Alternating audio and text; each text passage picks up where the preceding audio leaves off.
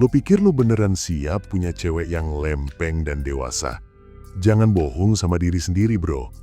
Kita sebagai cowok sering banget koar-koar pengen kedamaian, teriak cari wanita yang gak ribet. Tapi begitu semesta ngasih hubungan yang beneran sehat, reaksi pertama lo justru panik. Lo bakal ngerasa ada yang salah, ganjil, bahkan curiga kalau ketenangan ini cuma jebakan sebelum badai datang. Kenapa bisa begitu? Karena tanpa sadar, otak lo itu udah kecanduan parah sama kekacauan yang selama ini lo romantisasi sebagai passion atau chemistry. Lo bakal kaget setengah mati pas nyadar kalau musuh terbesar dalam hubungan sehat itu ternyata bukan dia, bukan orang ketiga, tapi isi kepala lo sendiri yang gak kompeten menerima stabilitas. Ini bukan soal lo kurang bersyukur, tapi soal mekanisme pertahanan diri lo yang udah rusak dan karatan karena keseringan perang batin di masa lalu.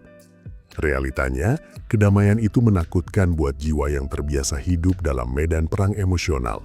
Dan gue yakin, lo belum tentu punya nyali buat ngadepin sunyinya hubungan tanpa drama. Sindrom putus zat adiktif.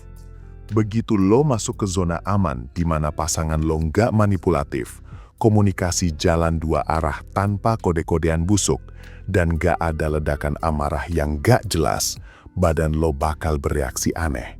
Rasanya hambar, datar, persis kayak lo lagi ngunyah nasi tanpa lauk. Lo bakal mulai mikir, anjir, kok gue bosen ya? Apa gue udah gak cinta lagi sama dia? Salah besar, men. Itu bukan rasa bosan yang valid, itu adalah withdrawal symptom atau sakau. Selama ini, sistem saraf lo terbiasa dapat asupan dopamin dosis tinggi dari siklus toksik. Berantem hebat, saling maki, lalu ditutup sama make up seks yang liar atau rekonsiliasi penuh air mata. Pola tarik ulur itu bikin otak lo banjir hormon penenang sesaat setelah stres berat. Nah, pas ketemu cewek yang stabil emosinya, suplai dopamin instan dari drama sampah itu putus total. Ketenangan yang harusnya bikin damai malah diterjemahkan oleh otak reptil lo sebagai ancaman atau kekosongan yang menyiksa. Lo jadi gelisah, uring-uringan, bahkan tanpa sadar lo mulai mancing masalah, nyari jarum dalam tumpukan jerami, cuma biar ada percikan konflik yang bikin lo merasa hidup lagi. Lo kangen adrenalin itu, bro. Lo merindukan rasa sakit yang familiar daripada kenyamanan yang asing. Ini fase krusial di mana banyak cowok gagal. Mereka cabut ninggalin wanita berkualitas cuma karena mengejar sensasi roller coaster yang sebenarnya ngerusak mental mereka pelan-pelan. 2. Cermin retak ego lo. Transisi dari kebusanan semu itu bakal ngebawa lo ke mimpi buruk psikologis berikutnya yang jauh lebih brutal buat harga diri. Di hubungan yang kacau, fokus lo selalu terarah keluar. Sibuk nangkis serangan dia, mikirin cara nyenengin hatinya yang labil, atau pusing mikirin kenapa dia ngambek.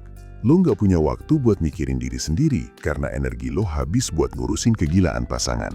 Tapi di hubungan sehat, nggak ada serangan, bro. Hening total. Dan dalam keheningan yang absolut itu, lo dipaksa buat ngaca. Pasangan yang emosinya stabil itu ibarat danau yang tenang.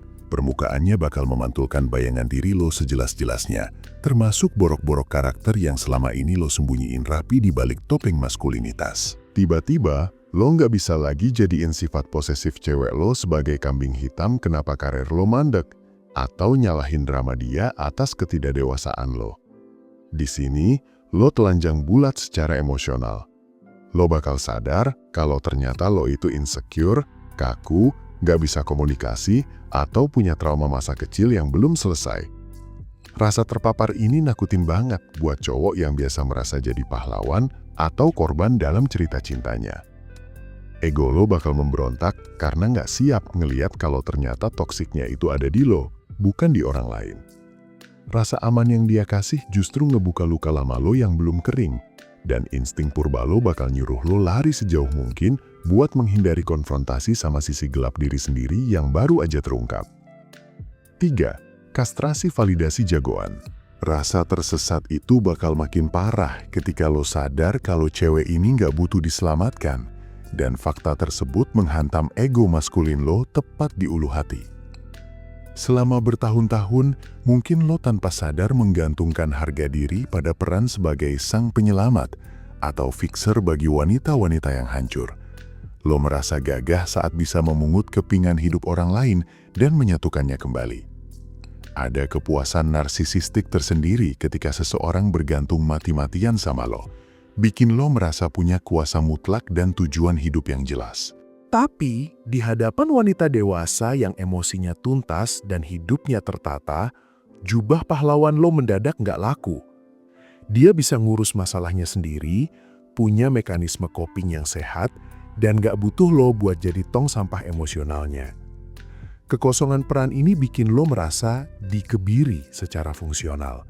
Lo bingung harus ngapain kalau nggak lagi sibuk benerin hidup pasangan. Alih-alih bangga punya partner mandiri, lo malah merasa nggak berguna, tersingkir, dan kehilangan kendali.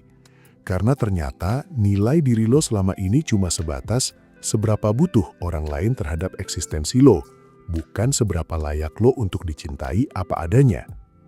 Ini adalah tamparan keras bahwa lo nggak tahu caranya menjalin koneksi intim yang setara karena terbiasa dengan dinamika kuasa timpang antara penolong dan korban. Setelah ego lo babak belur, muncul musuh terakhir yang paling licik. Ketakutan lo akan kematian identitas lama. Jauh di lubuk hati, banyak cowok yang memelihara narasi bahwa mereka adalah jiwa yang terluka, si brengsek yang gak bisa setia, atau petualang yang gak bisa diikat. Label-label destruktif ini anehnya memberikan rasa nyaman karena sudah jadi kulit kedua yang lo pakai bertahun-tahun.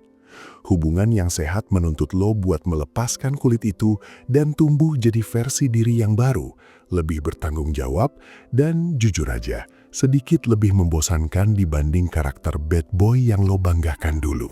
Otak lo mulai panik karena perubahan ini terasa seperti pembunuhan karakter.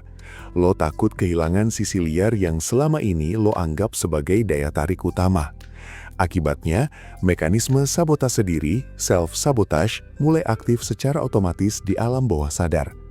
Lo mungkin tiba-tiba kepikiran buat selingkuh, mendadak jadi dingin tanpa alasan, atau sengaja bikin kesalahan fatal cuma buat membuktikan hipotesis sesat bahwa gue emang gak pantas bahagia, atau gue emang bajingan dari lahir. Lo menghancurkan hubungan itu sebelum hubungan itu sempat mengubah lo, karena bagi jiwa yang pengecut, lebih gampang meratapi kegagalan yang familiar daripada harus bekerja keras membangun identitas baru yang asing dan menuntut kedewasaan penuh. Kesimpulan, pada akhirnya bro, bertahan dalam hubungan yang sehat itu butuh nyali yang jauh lebih gede daripada sekadar menaklukkan cewek-cewek toksik atau main api dalam drama percintaan. Dibutuhkan kekuatan mental baja buat duduk diam dalam ketenangan tanpa merasa gelisah, buat merasa cukup tanpa perlu validasi berlebihan, dan buat menerima cinta yang tulus tanpa rasa curiga.